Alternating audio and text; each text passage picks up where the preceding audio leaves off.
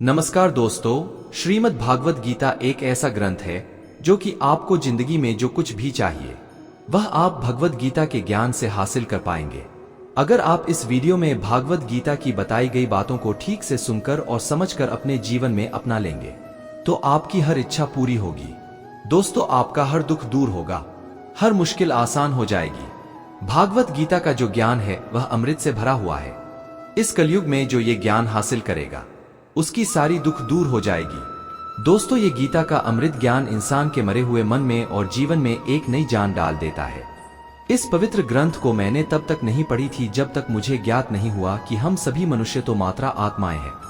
दोस्तों, यह जिंदगी हम जैसे आत्माओं के लिए इम्तिहान है और इस इम्तिहान को पास करने की सबसे महत्वपूर्ण किताब अगर कोई है तो वो है भागवत गीता।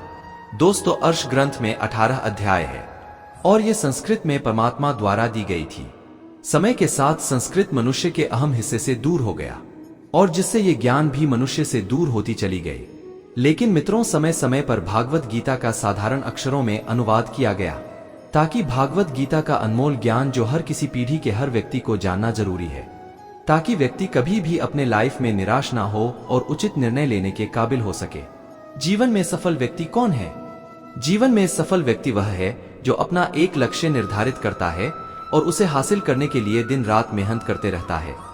जीवन में सफलता क्या है? सफलता एक ऐसी कुंजी है जिससे आप वह हासिल कर सकते हैं जो आप चाहते हैं। एक सफल आदमी कौन है? एक सफल व्यक्ति वह है जो अपने उद्देश्य को ढूंढ लेता है और एक ऐसा जीवन व्यतीत करता है जहां वह उस उद्देश्य को पूरा कर सके। हमें सफल होने की आवश्यकता क्यों है? खुशी और संतुष्टि। लोग अक्सर चाहते हैं कि सफलता प्राप्त करने से हमें खुशी और संतुष्टि मिलेंगे। वे सफलता को अपने लक्ष्यों को प्राप्त करने, एक पूर्ण करियर बनाने या मजबूत रिश्ते बनाने के साथ जुड़ रहे हैं। दोस्तों, सफलता पाने का सबसे पहला कदम कौन सा है? सफलता पाने का सबसे पहला कदम यह है कि अपने आप पर भरोसा होना चाहिए। आप जिस भी क्षेत्र में काम कर रहे हैं, ये यकीन रखिए कि एक ना एक दिन आप उस काम में सफल जरूर होंगे। सफलता की यात्रा क्या है? सफलता ही एक ऐसी यात्रा है जिसमें कड़ी मेहनत, धैर्य और समर्पण की आवश्यकता होती है। रास्ते में बढ़ाए और चुनौतियां आएंगी जो आपके दृढ़ संकल्प और लचीलेपन की परीक्षा लेंगे। जब हमको छुट्टी मिलती है तो हम सबको अच्छा लगता है। हम सभी उस छुट्टी का पूरा आनंद उठाना चाहते हैं। मित्र, उसका आनंद लेने के लिए हम पूरी प्लानिंग करते हैं और ज्यादा से ज्यादा उस छुट्टी का आनंद लेने का प्रयास करते हैं। क्या हम इस जीवन की छुट्टी का भी उसी प्रकार आनंद लेते हैं? एक दिन हमारा जन्म हुआ और एक दिन हमें इस संसार को छोड़कर जाना है। हमें जो यह जिंदगी मिली है, क्या हमने कभी सोचा है कि इस जिंदगी से पहले हम क्या थे? धूल। इस जिंदगी से पहले हम धूल थे। ये पृथ्वी धूल की बनी है। ये जो पत्थर है, इन पत्थरों का निर्माण धूल को संकुचित करके किया जाता है। दोस्तों, यह सारा विश्व, संसार और यूनिवर्स धूल से बना हुआ है और जब हम संसार से जाएंगे तो जानते हैं क्या होगा? हम फिर धूल बन जाएंगे। तो बनाने वाले ने हमको धूल होने से छुट्टी दी है, तो हम अपनी छुट्टी का मजा ले रहे हैं या नहीं, या द्वेष, क्लेश और इन सब चीजों में पड़े हुए हैं? इस छुट्टी में हम छुट्टी ही बिता रहे हैं या लड़ाई लड़ रहे हैं? दोस्तों, बनाने वाले ने कितनी सुंदर जगह दी है छुट्टी बिताने के लिए, जहां समुद्र है और जब सूरज की किरणें उस समुद्र के ऊपर पड़ती है तो ऐसा लगता है जैसे हीरे चमक रहे हैं। जहां नदियां हैं, जब पानी बहता है, जहां आवाज होती है पानी की और उस नदी के पास पानी की वजह से थोड़ी ठंडक भी होती है। थोड़े पेड़ भी होते हैं और पेड़ भी बनाए तो बुवाई उनमें क्या लगाया, उनमें फूल भी लगाए और फल भी। और फल कैसे? कुछ थोड़े मीठे और कुछ थोड़े खट्टे। रेगिस्तान में धूल ही धूल है, रेत ही रेत है, पर वहां क्या लगाया है? खजूर टूर पर क्या लगाए हैं? जब हम छुट्टी बिता रहे हैं तो क्या हमको यह लगता है कि अब तो एक हफ्ता ही बचा है, अब क्या आनंद लेना है? नहीं, हम अपनी छुट्टियों का आखिरी समय तक भरपूर आनंद लेने की कोशिश करते हैं। तो बात को समझो, अपने जीवन को सफल करो। अपने जीवन में जो आपके अंदर आनंद है, इसको उभरने दो। अपनी छुट्टियों का आनंद लो। अपने कामों से दूसरों को हमेशा आश्चर्यचकित करते रहे। दोस्तों, जो कुछ भी आपको कठोर या अपरिवर्तनीय प्रतीत होता है, वास्तव में उसमें बदलाव किया जा सकता है, बड़ा और छोटा दोनों तरह का। परंतु पहले आपको ये मानना पड़ेगा कि हर बदलाव की शुरुआत दिमाग से होती है। आप जो दिखते हुए हैं उससे ज्यादा क्षमता आप में होनी चाहिए, लेकिन कभी भी अपनी क्षमता से अधिक दिखने का प्रयास ना करें। मैंने खुद को कभी कम नहीं आंका, लेकिन कभी भी गलत चीजों को लेकर महत्वाकांक्षा नहीं रखी। आज जर्मनी में छोटी छोटी लड़कियां भी यह जानती है कि वे जो चाहे बन सकती है। मित्र, जो संभव है हमेशा उन कामों को करके खुद को आश्चर्यचकित करते रहें। यह आप में हमेशा ऊर्जा का संचार करता रहता है, परंतु कभी दीवार से सिर पीटने जैसे कामों को ना करें। अंत में जीत दीवार की ही होगी। फिर भी हम में यह स्वीकार करने का साहस होना चाहिए कि कुछ देश दूसरों की तुलना में थोड़ा अधिक तेजी से आगे बढ़ सकते हैं, जबकि कुछ पीछे छूट सकते हैं। स्वतंत्रता होना और स्वतंत्रता की रक्षा करना एक ही सिक्के के दो पहलू हैं। स्वतंत्रता की भारी कीमत चुकानी होती है, उसे कभी भी हल्के में नहीं लिया जा सकता। ऐसे में स्वतंत्रता के लिए निरंतर संघर्ष करते रहना चाहिए। किसी को प्रेम देना सबसे बड़ा उपहार है और किसी का प्रेम पाना सबसे बड़ा सम्मान है। हम चाहे किसी से सहमत ना हो, लेकिन यह महत्वपूर्ण है कि हम एक दूसरे का सम्मान जरूर करें। सम्मान एक ऐसा निवेश है जिसे हम जितना ही दूसरों को देते हैं वह उतना ही हमें ब्याज सहित वापस मिलता है। दोस्तों, सम्मान हमेशा समय का होता है, लेकिन आदमी उसे अपना समझ लेता है। सम्मान भी उधार की तरह हो गया है। साहिब लोग ले तो लेते हैं मगर देना भूल जाते हैं। वक्त, विश्वास और इज्जत ऐसे परिंदे हैं जो उड़ जाएं तो वापस नहीं आते। नम्रता से बात करना, हर एक का आदर करना, शुक्रिया अदा करना और यदि आवश्यक हो तो माफी भी मांग लेना, ये गुण जिसके पास है वो सदा सबके करीब और सबके लिए खास है। पर कुछ इकट्ठा भी उन्हीं के पास होता है जो बांटना जानते हैं। फिर चाहे भोजन हो या सम्मान, आदर ऐसी कोई वस्तु नहीं है जो क्रय की जा सके अथवा चुराई जा सके। लोगों का आदर केवल उनकी संपत्ति के कारण नहीं करना चाहिए, बल्कि उनकी उदारता के कारण करना चाहिए। मित्र, जिसकी अपने घर में इज्जत नहीं, उसकी बाहर भी इज्जत नहीं होती। समय, काल, वक्त सभी को मिलता है जिंदगी बदलने के लिए, पर जिंदगी दोबारा नहीं मिलती। वक्त बदलने के लिए मिले हुए समय को ही अच्छा बनाओ। अगर अच्छे समय की राह देखोगे तो जीवन कम पड़ जाएगा। ये कहानी एक नौजवान युवा लड़के की जो अपने सपनों को पूरा करने के लिए संघर्ष कर रहा था। दोस्तों, यह कहानी हमें यह सिखाती है कि सफलता के लिए हमें संघर्ष करना होता है और हम अपनी मेहनत, समर्पण और परिश्रम के बिना हम सफल नहीं हो सकते। एक बार की बात है, एक छोटे से गांव में एक नवयुवक लड़का अपने गरीब माता पिता के साथ परिवार में रहता था, जहां आर्थिक संकट के दिन चलना सामान्य था। लड़के के मन में बड़े बड़े सपने थे। लड़का रोज ग्रंथालय जाता और वहां पर बैठकर सारा दिन किताबें पढ़ाता रहता था। उसके पास कुछ भी धन नहीं था, लेकिन उसने किसी भी मुसीबत को हराने का ठान लिया था। उसने एक छोटे से दुकान में अपना काम शुरू किया और अपनी मेहनत और समर्पण से अपनी कमाई करने लगा। वह रात दिन मेहनत करता, धैर्य रखता और अपने लक्ष्य की ओर निरंतर प्रयास करते रहे। लड़के के माता पिता उसके सामरिकता और परिश्रम को देखकर गर्व महसूस करते थे और उसे हमेशा समर्थन देते थे। दोस्तों, समय बीतता गया और लड़का भी बड़ा हो गया। वह जहां पर काम करता था, उसने अपने बचत के पैसे से वहीं पर व्यापार करना शुरू कर दिया। देखते ही देखते वह अब एक सफल व्यापारी बन चुका था, जिसने अपने सपनों को हकीकत में बदला था। उसने अपनी दुकान को बड़ा कर दिया, कर्मचारियों को रखा और अपने व्यापार को नई ऊंचाइयों तक पहुंचाया। मित्र, लड़के की कठिनाइयों से भरी यात्रा उसे यह सिखाती रही कि सफलता प्राप्त करने के लिए हमें धैर्य और संघर्ष करना चाहिए। जीवन में धन, सामर्थ्य या सामग्री की कमी होने के बावजूद लड़का अपने सपनों को प्राप्त करने के लिए सदैव मेहनत करता रहा और अपने लक्ष्य के प्रति समर्पित रहा। इस कहानी से हमें यह सीख मिलती है कि सफलता प्राप्त करने के लिए हमें निरंतर प्रयास करते रहना चाहिए। हमें अपने सपनों की प्राथमिकता देनी चाहिए और उन्हें हासिल करने के लिए हमेशा मेहनत करते रहना चाहिए। दोस्तों, चाहे जीवन के किसी भी क्षेत्र में हो, संघर्ष और परिश्रम हमारी सफलता की मुख्य चाबी होती है। दोस्तों, ये कहानी एक पिता और पुत्र की है। एक बार एक पिताजी ने अपने पुत्र से कहा कि बेटे, तुम बड़े हो गए हो, तुम अपनी जिंदगी में आगे बढ़ने के लिए क्या कर रहे हो? पिताजी के अचानक से पूछे गए सवाल में पुत्र चौंक गया। वह एक मिनट रुककर बहुत ही हल्के स्वर में बोला कि पिताजी, जैसे कि आप जानते ही हैं, मैं पढ़ाई में शुरू से ही बेहतर रहा हूं और मैं अपनी तरफ से अपनी पढ़ाई या किसी भी बात को लेकर कभी ढिलाई नहीं बरती है। मैं हमेशा से ही सब कुछ पूरे लगन और मेहनत के साथ करते हुए आया हूं। मैं आज तक इस बात को नहीं समझ पाया हूं और अब ऐसा लग रहा है मानो जैसे कि मैं इन सब से शायद कभी नहीं उभर पाऊंगी। विशाल हमेशा से पढ़ाई और घर के अन्य कामों में भी बहुत समझदार एवं जिम्मेदार लड़का था। दोस्तों, लेकिन फिर भी ऐसा क्या था जो उसे आगे बढ़ने से रोक रहा था? आखिर क्यों विशाल के जीवन से सफलता को दूर थी? बेशक विशाल एक जिम्मेवार लड़का था, परंतु अपनी परिस्थितियों को ठीक से समझ पाने में नाकामयाब रहता था। जैसे कि अगर उसके सामने एक तरफ शेर आकर खड़ा हो जाए और दूसरी तरफ उसके पिताजी खड़े हो तो वह यकीनन अपने पिताजी को पहले बचाने की कोशिश करेगा। दोस्तों, परंतु वह उस स्थिति की गंभीरता को समझने में नाकामयाब रहता था। वह सफल होने से बार बार रह जाता था। विशाल के पिताजी ने इतनी देर से बड़े ध्यान से अपने बेटे की बातों को सुन रहे थे। उन्होंने उसे एक बड़ा सा हथौड़ा लाने को कहा। विशाल भागते हुए गया और अपने पिताजी के कहे अनुसार एक हथौड़ा ले आया।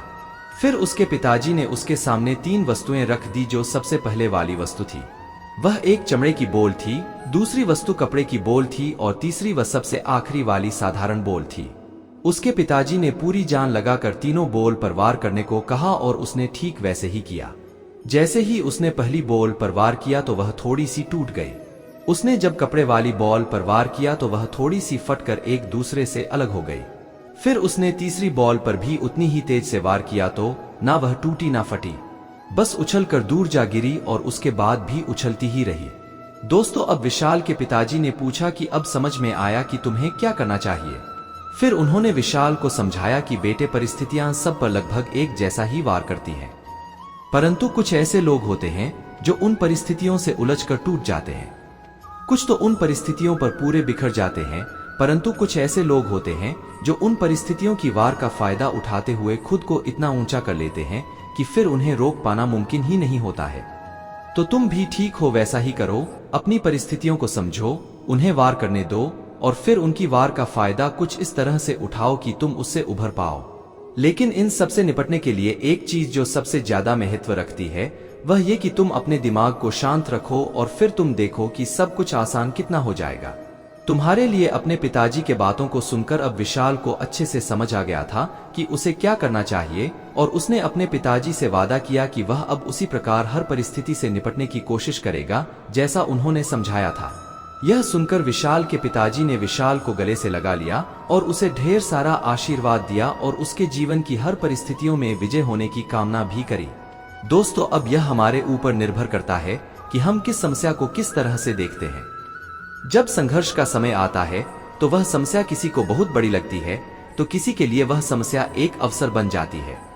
मित्रों, अपनी सोच को पॉजिटिव रखें और अपने मन को शांत रखें। फिर देखिए, वह समस्या आपके लिए बड़ी नहीं रहेंगी। एक समय की बात है, एक छोटे से शहर में एक व्यापारी रहता था।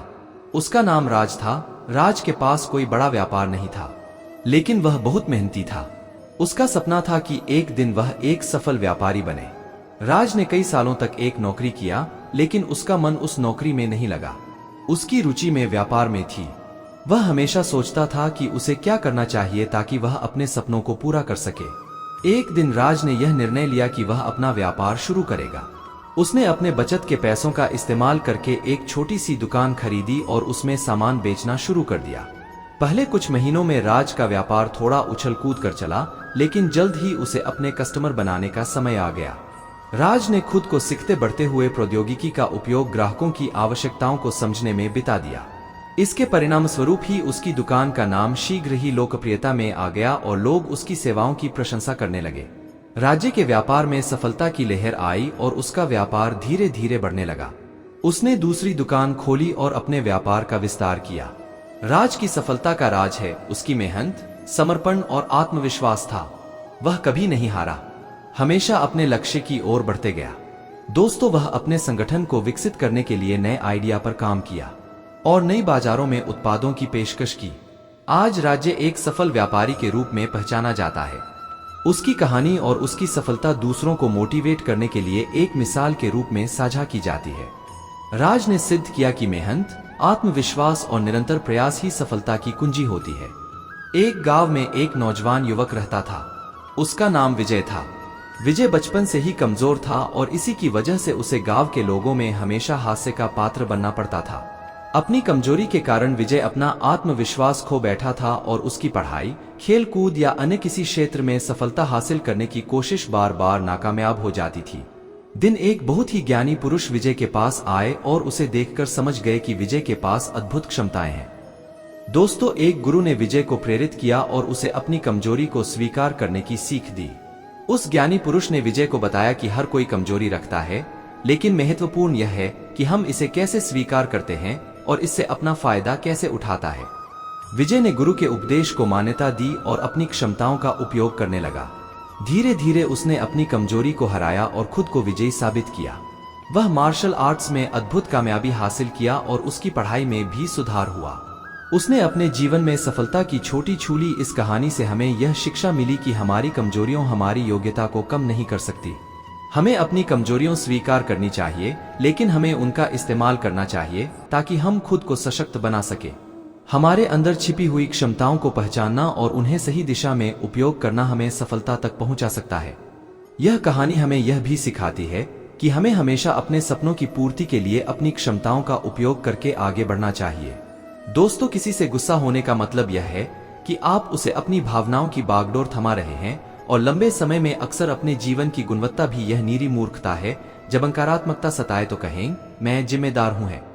सभी नकारात्मक भावनाओं, सफलता और खुशी की सबसे बड़ी शत्रु नकारात्मक भावनाओं आपको नीचे रोके रखती हैं, आपको थका डालती हैं और आपकी जिंदगी की सारी खुशी चूस लेती हैं। मानव इतिहास के शुरू होने से लेकर आज तक नकारात्मक भावनाओं ने मानव और समाज को जितना नुकसान पहुंचाया है, उतना अतीत की सभी महामारियों ने मिलकर भी नहीं पहुंचाया। दोस्तों, अगर आप वाकई खुश और सफल होना चाहते हैं तो नकारात्मक भावनाओं से मुक्त होना आपका एक महत्वपूर्ण लक्ष्य होना चाहिए। दोस्तों, जब आप इन्हें पहचान लेते हैं और अपनी सोच से परे छिटक देते हैं तो आपकी नकारात्मक भावनाओं खुद ब खुद खत्म हो जाती हैं। जब नकारात्मक भावनाओं खत्म हो जाती हैं तो उनकी जगह प्रेम, शांति, खुशी और उत्साह की सकारात्मक भावनाओं आ जाती है और आपकी पूरी जिंदगी बेहतर हो जाती है। सभी नकारात्मक भावनाओं का इलाज यह है कि आप अपनी स्थिति की पूरी जिम्मेदारी स्वीकार करें। मैं जिम्मेदार हूं कहने के साथ साथ आप गुस्सा महसूस कर ही नहीं सकते।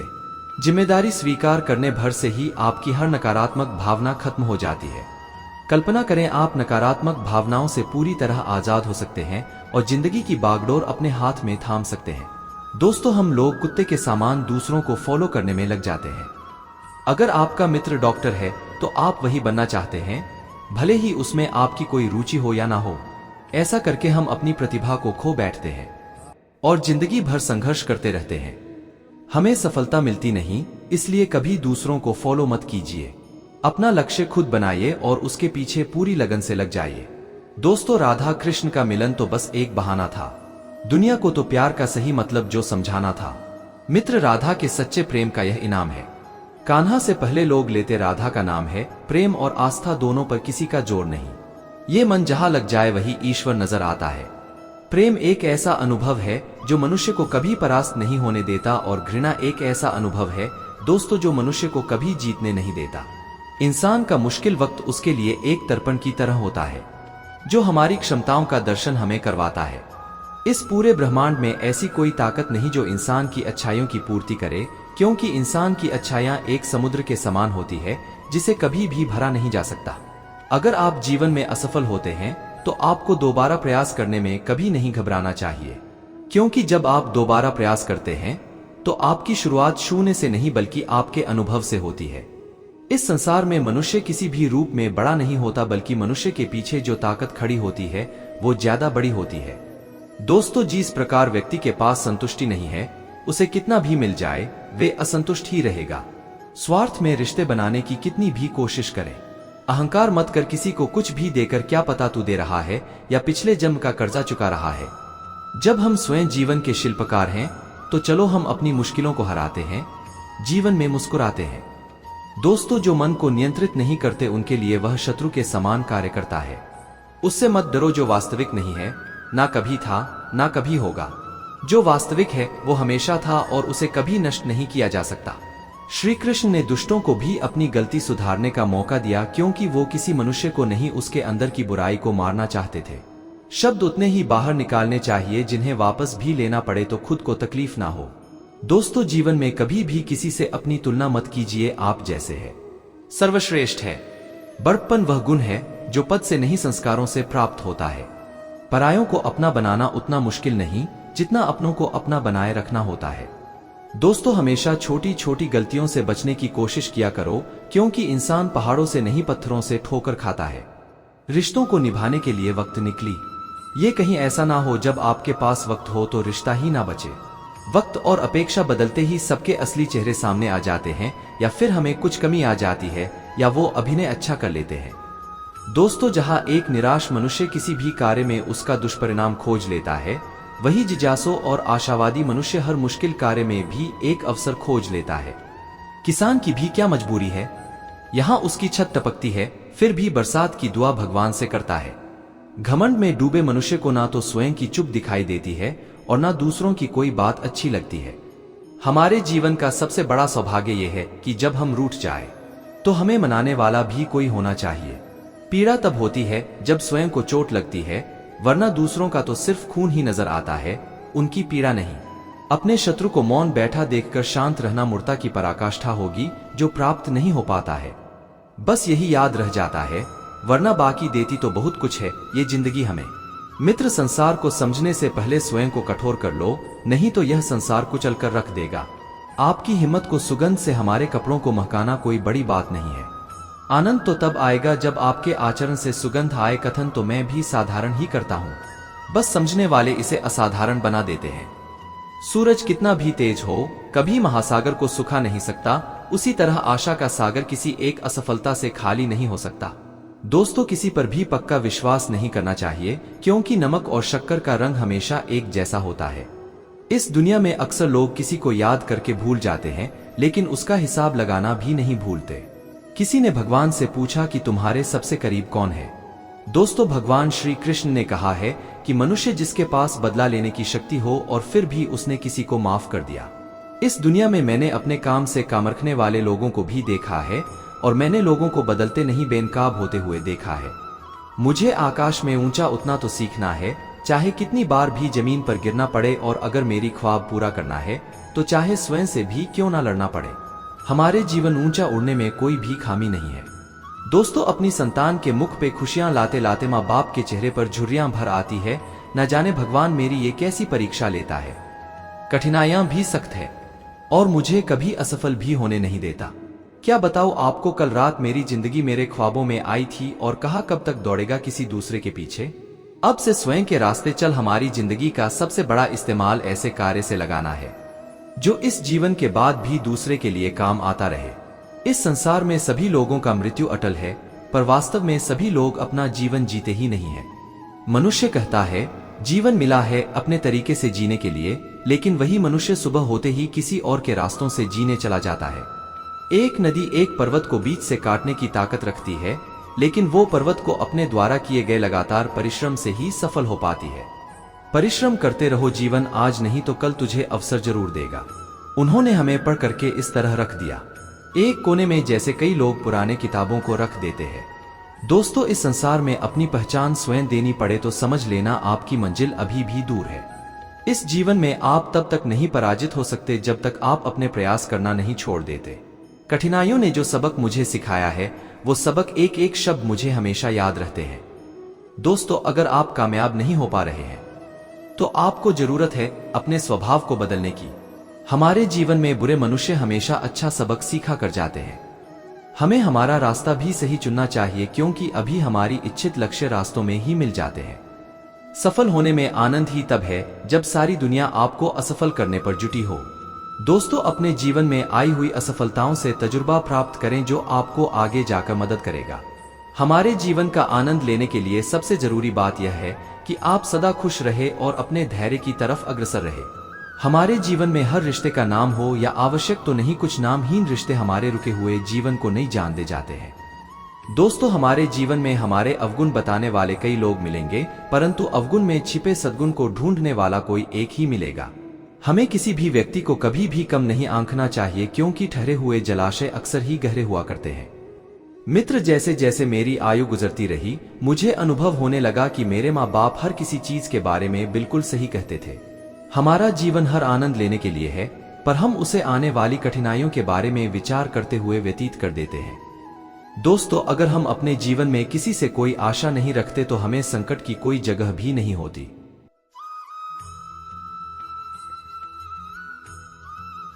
हमारी बुरे स्वभाव पर विजय हासिल करने से ज्यादा आनंद जीवन में किसी और चीज में नहीं मिलता। दोस्तों, इस संसार में प्रगति वह शास्त्र है जिसे शत्रु को भी अपना सखा आसानी से बनाया जा सकता है। अगर मुझे नदी पार करनी है तो मुझे उसमें कूदना पड़ेगा, वैसे ही अगर मुझे सफल होना है तो मुझे प्रयास करना पड़ेगा। इस जीवन में सब लोग पराये ही है। अपने धैर्य को प्राप्त करने के लिए बातों से नहीं बल्कि कई रातों से लड़ना झगड़ना पड़ता है। मैं निकला था ढूंढने उसको इस दुनिया की भीड़ में, पर मैं खुद ही खो बैठा। दोस्तों, जो मनुष्य असफलता के डर से कभी प्रयास भी नहीं करता, वो इंसान जीवन में कभी भी सफल नहीं हो सकता। खुद के सपनों का कत्ल कर दिया मैंने किसी और के सपनों को पूरा करने के लिए। अगर अपनी जिंदगी को समझना है तो पीछे देखो, और अगर आनंद से जीना है तो हमेशा आगे देखो। मित्र, इस संसार में सच्चे मनुष्य को हमेशा झूठे मनुष्य से अक्सर ज्यादा सफाई देनी पड़ती है। जिंदगी में वक्त हर बुरे वक्त को जरूर बदल देता है।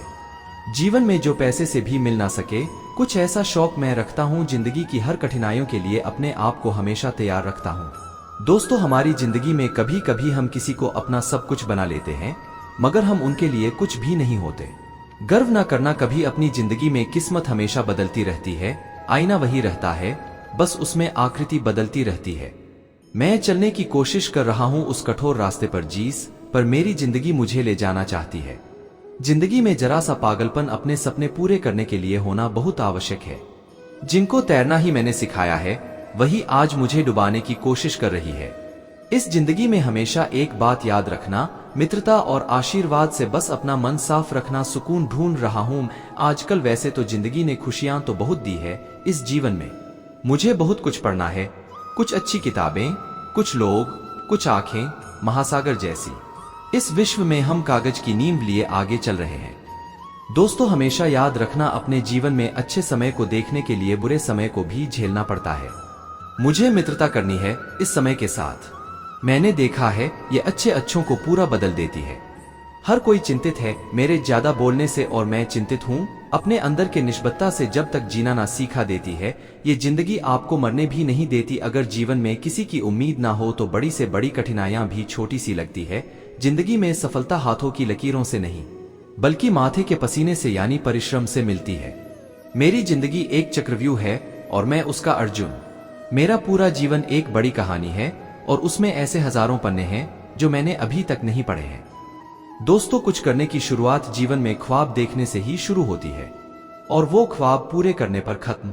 इस संसार में मनुष्य जिंदगी भर हर चीज के पीछे भागते रहता है और मनुष्य ये पता लगाना भूल जाते हैं कि सबसे कीमती खजाना तो उसके भीतर ही है। जीवन को खुशहाल बनाने के लिए हमेशा सही समय पर कड़वा झूठ पीना जरूरी होता है। जब तक आप किसी काम को करने के लिए अपना कदम नहीं बढ़ाते, तब तक वह काम आपको कठिन लगता है। हमारा जीवन जिन्हें खुशी नहीं दे पाता, उन्हें वो अनुभव जरूर करा देता है। दोस्तों, इस संसार का सबसे कठिन काम है पराये लोगों में अपनों को ढूंढना। जब कोई भी मत खोलना मेरे जीवन की पुरानी यादों को। जो मैं था अब रहा नहीं, जो मैं अब हूं वो किसी को पता नहीं। दिल से ज्यादा सुरक्षित स्थान नहीं है संसार में, मगर सबसे ज्यादा लोग लापता भी यही से हो जाते हैं। अक्सर वही लोग बदल देते हैं इस दुनिया को जिन्हें ये दुनिया कुछ करने के काबिल नहीं समझते।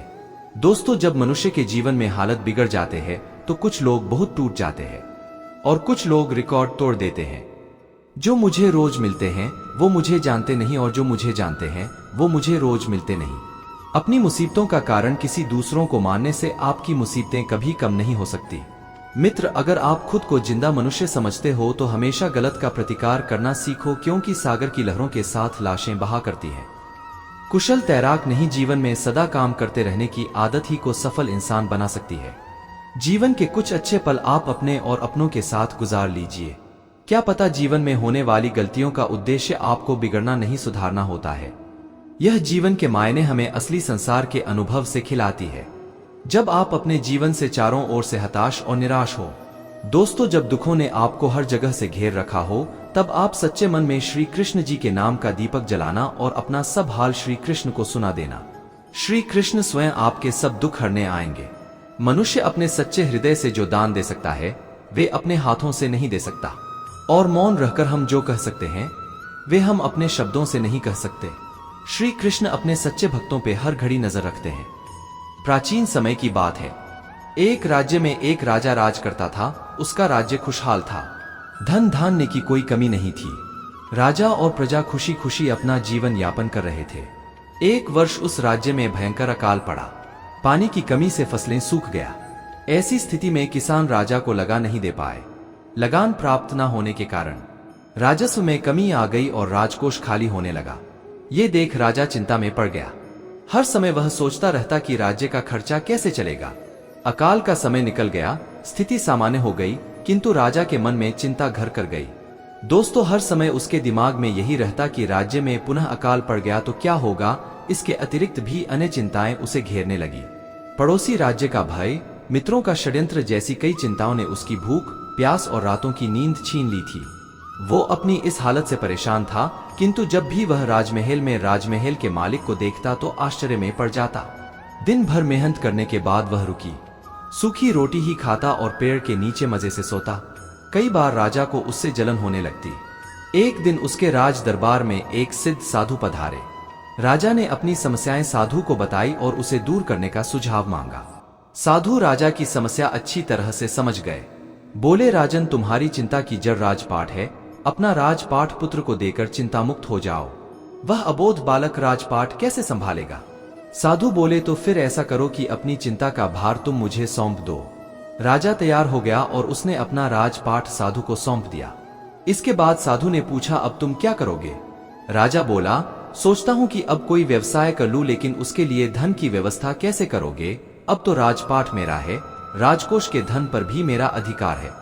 राजा ने उत्तर दिया, तो मैं कोई नौकरी कर लूंगा। ये ठीक है, लेकिन यदि तुम्हें नौकरी ही करनी है तो कहीं और जाने की आवश्यकता नहीं, यही नौकरी कर लो। मैं तो साधु हूं, मैं अपनी कुटिया में ही रहूंगा। राजा ने साधु की बात मान ली और साधु की नौकरी करते हुए राजपाट संभालने लगे। साधु अपनी कुटिया में चले गए। कुछ दिन बाद साधु पुनराज महल आए और राजा से भेंट कर पूछा, कहो राजन, अब तुम्हें भूख लगती है या नहीं? और तुम्हारी नींद का क्या हाल है? गुरुवार, अब तो मैं खूब खाता हूं और गहरी नींद सोता हूं। दोस्तों, मैं पहले भी राजपाट का कार्य करता था, अब भी करता हूं। राजा ने अपनी स्थिति बताते हुए प्रश्न भी पूछ लिया, फिर ये परिवर्तन कैसे? ये मेरी समझ से बाहर है। साधु मुस्कुराते हुए बोले, राजन, पहले तुमने काम को बोझ बना लिया था। शतरंज में जब मोहरे चलाने की बुनियादी कला स्वचालित होने लगती है, तभी कोई खिलाड़ी खेल के अगले पायदान पर देख सकता है। हर सूचना जो स्मृति में रहती है, वह मानसिक खुलापन लाती है। हर काम के लिए यह बात सही है। आपको ध्यान देने की आवश्यकता है, बिट्स भी नहीं पड़ती। ऐसे में आप ज्यादा विस्तृत चीजों की ओर ध्यान देने के लिए स्वतंत्र हो जाते हैं। दोस्तों, इस तरह आदतें उत्कृष्टता की मेरुदंड होती है। हालांकि आदतों का फायदा किस कीमत पर मिलता है? पहले तो हर बार दोहरा लेने से उनमें निपुणता, गति और कौशल बढ़ता है, लेकिन जैसे ही आदतें स्वचालित होने लगती हैं, आप फीडबैक के प्रति कम संवेदनशील हो जाते हैं। आप बिना दिमाग लगाए इसे दोहराते हैं, ऐसे में गलतियां होने लगती हैं। जब आप इसे ऑटो पायलट मोड में बहुत अच्छे से करने लगते हैं, तो बेहतर करने के बारे में सोचना ही बंद कर देते हैं। दोस्तों, आदतों का अच्छा पहलू यह है कि आप इन्हें बिना सोचे कर पाते हैं। इनका कमजोर पहलू यह है कि आप एक तय विधि में इन्हें करते हैं और छोटी गलतियों पर ध्यान नहीं दे पाते हैं। पर जब आप अपनी संभावनाओं बढ़ाने के साथ अपने प्रदर्शन को उच्च स्तरीय बनाना चाहते हैं, तो बारीक बारीक चीजों को देखना होता है। सफलता के लिए खुद से बात करना, कारण तलाशना जरूरी, आशावाद, बुरे समय में नकारात्मक विचारों को आने से रोकना है। दोस्तों, एक लर्न हेल्पलेसनेस होती है, यानी बुरे समय में हिम्मत हार जाना। इस मानसिकता में व्यक्ति मानने लगता है कि कुछ भी करो, कोई फायदा नहीं होगा, किसी चीज पर नियंत्रण नहीं है, भविष्य हाथ में नहीं है। दुर्भाग्य से अधिकतर लोग इसी मानसिकता से चलते हैं। ऐसे ऑप्टिमिज्म उदाहरण तलाशते हैं कि कैसे परिस्थितियां हमारे हाथ में नहीं है। मित्रों, परिस्थितियों को काबू करने की कोशिश बंद कर देते हैं। असहाय होने का भाव ही निराशावाद के मूल में है। इससे निकलने के लिए अपने सोचने के तरीके में ये 5 बातें शामिल करना चाहिए। पहली, स्वतः आने वाले नकारात्मक विचारों को पहचानना। दूसरी, नकारात्मक विचारों को दूर करने के लिए इसके उलट तथ्य तलाशना। दोस्तों, तीसरी, नकारात्मक विचारों के कारण तलाशना। चौथी, नकारात्मक विचारों को दूर करना। और पांचवी, नकारात्मक विचारों को चुनौती देना। परंपरागत सोच ये है कि सफलता से आशावाद आता है, लेकिन होता उल्टा है। आशावाद से सफलता मिलती है। जो लोग तुरंत हार मान लेते हैं, वे अपनी असफलता के बारे में ज्यादा सोचते भी नहीं, जबकि जो हार नहीं मानते, वे खुद से बात करते हैं, नए तरीके खोजते हैं, उन्हें असफलता कारण मिलता है। और सफलता का रास्ता भी जिस प्रकार संख्या को जोड़ा, घटाया, गुना और विभाजित किया जा सकता है, उसी प्रकार आत्मा को भी परिष्कृत और शुद्ध किया जा सकता है। इसके सूत्र है अनुशासन, आत्मनिरीक्षण और नैतिक सत्यता। संख्याएं ईश्वर की भाषा के शब्द हैं। दोस्तों, अराजकता के पीछे छिपी मधुर संगीत की धुनों का मिलन ही जीवन है। मेरे लिए इस संसार का अस्तित्व आत्मा की यात्रा है। हम केवल मांस और हड्डी भर नहीं हैं, बल्कि एक अस्थायी बर्तन के अंदर बंद ईश्वर की चिंगारी है। जीवन का उद्देश्य सिर्फ अस्तित्व तक सिमटे रहना नहीं, बल्कि उससे आगे जाना है। दोस्तों, यानी शरीर की सीमाओं को त्याग कर उस पवित्रता तक पहुंचना है जहां आत्मा अपने वास्तविक तत्व को याद करती है। यात्रा कठिन जरूर है, लेकिन इससे घबराना नहीं है। इस यात्रा की शुरुआत हम संख्याओं की शक्ति से कर सकते हैं। ये जो संख्याएं हैं, वे अमूर्त ना होकर ब्रह्मांड के छोटे छोटे टुकड़े हैं। उनके अनुपात और रिश्तों में ब्रह्मांड का रहस्य छिपा है। इनमें ग्रहों की गति और संगीत के साथ ही हमारे अपने जीवन की लय छपी है। दोस्तों, दूसरे अर्थों में इसे ऐसे समझिए जैसे एक संगीतकार कई धुनों को मिलाकर एक मधुर धुन बनाता है। ठीक इसी प्रकार ईश्वर, जिसे दिव्य वास्तुकार भी कहते हैं, वह अराजकता के बीच में से उपयोगी संख्याओं को मिलाकर एक व्यवस्था का निर्माण करता है। एक वृत्त का सही अनुपात, संगीत अंतराल का सामंजस्य, ज्यामितीय आकृतियों की सुंदरता क्या है, ये सभी अंतर्निहित संख्यात्मक वास्तविकता के प्रमाण हैं। इन रिश्तों का अध्ययन करके हम ईश्वरीय भाषा को समझना शुरू करते हैं, वह कोड जो पूरे अस्तित्व को नियंत्रित करता है। यही समझ हमें गहन सत्य की ओर ले जाती है। आत्मा क्या है? यह एक अमर इकाई है जो जन्म मरण के चक्र में फंसी हुई है। जिस प्रकार संख्या को जोड़ा, घटाया, गुना और विभाजित किया जा सकता है, दोस्तों, उसी प्रकार आत्मा को भी परिष्कृत और शुद्ध किया जा सकता है। इसके सूत्र हैं अनुशासन, आत्मनिरीक्षण और नैतिक सत्यता के जीवन के माध्यम से हम आत्मा की अशुद्धियों को साफ कर सकते हैं और उसे अंतः दिव्य स्रोत की ओर लौटने के लिए तैयार कर सकते हैं। हमें भौतिक संसार के प्रलोभनों का विरोध करना चाहिए। इसके बजाय हमें संयम और सादगी का जीवन अपनाना चाहिए। जिस प्रकार एक पूरी तरह से व्यवस्थित किया गया यंत्र शुद्धतम ध्वनि उत्पन्न करता है, उसी प्रकार दैवीय सिद्धांतों के अनुरूप जीवन आमार जीने से शांति और तृप्ति की गहरी अनुभूति होती है। दोस्तों, इस सामंजस्य का एक महत्वपूर्ण पहलू है पुनर्जन्म, यानी आत्माओं का स्थानांतरण। आत्मा का एक शरीर से दूसरे शरीर में जाने की प्रक्रिया कोई सजा नहीं है, बल्कि यह तो शुद्धिकरण की प्रक्रिया भर है। आत्मा पुराने शरीर को छोड़कर नए में जाती है। यह शरीर मनुष्य या जानवर किसी का भी हो सकता है। संख्याओं से मोक्ष, हमें युद्ध तो केवल 5 चीजों से करना आवश्यक है: शरीर की बीमारियों, मन की अज्ञानता, शरीर की काम वृत्ति, शहर के विद्रोह, और इसका सार यह है: परिवारों के कलह से इंसान के रूप में मिला जीवन अज्ञानता के बंधनों से मुक्त होने और अस्तित्व के उच्च स्तर पर चढ़ने का अनमोल अवसर है। दोस्तों, हम संख्या की शक्ति को अपनाकर अपने उस दिव्य स्वरूप में लौट सकते हैं जहां से आए थे। संसार में सबसे मुश्किल चीज खुद को बताना है कि यह जरा भी मुश्किल नहीं है। जल्दी जागना मुश्किल नहीं है, पैसे बनाना मुश्किल नहीं है। दोस्तों, अजनबियों से बातचीत शुरू करना मुश्किल नहीं है, प्रेम का इजहार करना मुश्किल नहीं है, कोल्ड ईमेल भेजना मुश्किल नहीं है, वेतन बढ़ाने की मांग करना मुश्किल नहीं है, प्रश्न पूछना मुश्किल नहीं है, अपनी राय व्यक्त करना मुश्किल नहीं है। मुश्किल तो अपने दिमाग को यह विश्वास दिलाना है कि यह मुश्किल नहीं है, कि आप यह कर सकते हैं। दोस्तों, एक कहावत है, गर्मी का मौसम आग जलाता है और सर्दी का मौसम हवा देता है, जो असमय और निरर्थक बातों की सूचक है। परंतु निश्चित रूप से ऐसा समय भी आएगा जो तत्कालीन समय में उपयोगी नहीं था, वह आगे चलकर उपयोगी होगा।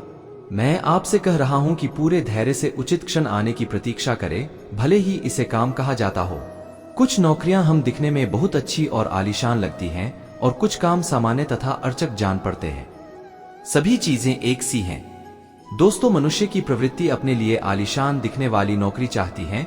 जो आलीशान और ग्लैमर से भरपूर नौकरी में होते हैं, उनके लिए सब कुछ हमेशा इस तरह ग्लैमर युक्त नहीं था। आप अभी जो देख रहे हैं, वह साधारण कामों पर लगातार पूरी स्थिरता के साथ काम करने का सामूहिक नतीजा है। आज आपको जो अनुपयोगी लगता है, वही आपके लिए शुभ हो सकता है। दोस्तों, जब आप वर्तमान क्षण में कठिन श्रम करते हैं, तो आपका एक भी प्रयास व्यर्थ नहीं जाता। आपका बॉस आपसे पूछ सकता है, मित्र, मेरे लिए यह काम कौन कर सकता है? यह एक उबाऊ काम हुआ तो कोई इसके लिए हाथ खड़ा नहीं करेगा, पर आप ठीक इसी क्षण में हाथ खड़ा कर सकते हैं। दोस्तों, भगवान श्री कृष्ण कहते हैं, मैं धरती की सुगंध हूं, मैं अग्नि की उष्मा हूं, मैं सभी जीवित प्राणियों का जीवन और सन्यासियों का आत्म संयम भी मैं हूं। भगवान श्री कृष्ण कहते हैं, जो मनुष्य गीता के रहस्य को भक्तों को धारण करवाता है और उनमें इसका विस्तार एवं प्रचार करता है। वह मनुष्य मुझे अत्यधिक प्रिय है। दोस्तों, इस वीडियो में बस इतना ही। हम आशा करते हैं कि आपको हमारा ये वीडियो बहुत पसंद आया होगा। मित्र, अगर आप भगवान श्री कृष्ण द्वारा दिए गए इन विचारों से कुछ भी सीखा हो तो कमेंट में जय श्री राधे कृष्ण अवश्य लिखिए। इसे लाइक कीजिए और अपने दोस्तों के साथ शेयर करें और कमेंट में जय श्री राधे कृष्ण लिखना ना भूलें। दोस्तों, जुड़े रहिए हमारे चैनल LSGD के साथ। जय श्री राधे राधे।